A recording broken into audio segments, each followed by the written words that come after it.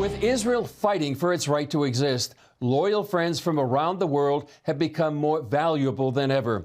I spoke with author Jonathan Feldstein about his new book, Israel, the Miracle, which includes essays from Christian leaders about the wonder that is Israel. Take a look. Jonathan Feldstein, founder of Genesis 123. You're not only that, but you've also helped put together this book, which is really kind of a miracle in itself, but it's called Israel, the Miracle. Tell us how this got started. This got started, I had been planning a different book with an amazing publisher, Higher Life, a Christian publisher out of Orlando. And last November, just a year ago, God gave me a vision we're celebrating Israel's 75th anniversary, that we needed a Christian voice to celebrate that. And so I sent him an email, which I just reviewed for the first time since then, a year ago. And I said, hey, David, what do you think about the idea of compiling 75 essays by 75 Christian leaders from all over the world about why Israel's significant? And to his credit, he improved upon that immediately. He said, I don't see it as a book of just simple text, but as a coffee table book like this, which it is. And I just opened to Tristan Hall with a beautiful picture of Jerusalem. But you're in here, Pat Robertson's in here, Gordon Robertson is in here, and we're giving a Christian voice to the celebration of Israel with diversity geographically, denominationally, ethnically. What was the kind of response you got from the 75 authors? And how? What was the theme that you heard throughout these messages? That's an amazing question, because I was honestly concerned that we would just see a parroting of the scripture for a time as this, or be a watchman on the wall, or other such scripture that point to Israel and that people use. And what's also a miracle in this is that there are threads that go through the essays, but there is not any duplication. And you were very thoughtful to do something for CBN. You put Pat Robertson at the beginning of the book.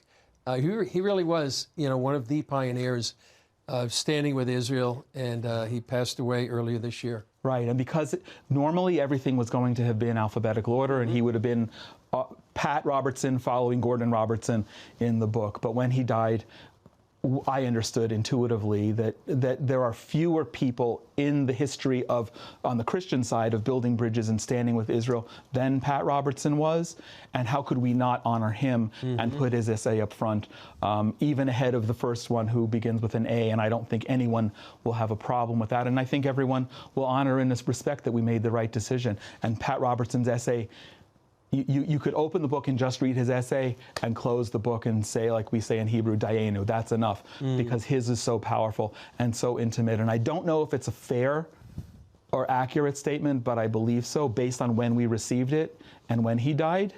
This is probably what I'm referring to as his last testament on Israel. But all of these essays are amazing, Chris. Well, he was quite the pioneer, and we here at CBN News kind of stand on his shoulders of that support that he laid the foundation for so many decades. So how can people get a hold of this, and what can they do? Yeah, the website is israelthemiracle.com, and just between us, our friends. Yeah, don't tell anyone else. Just us. If they go in and when they check out, type the word, as one word, Chris Mitchell, they're going to get 10% off. Are you serious? Yeah. Yes, but my goal is that this will be in people's homes, and this will be a blessing.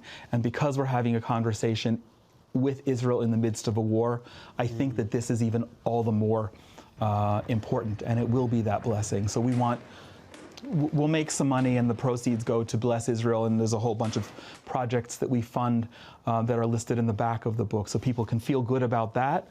But really the objective is to elevate Christians all around the world in their connection with Israel through the eyes of 75 people like you and Pat Robertson.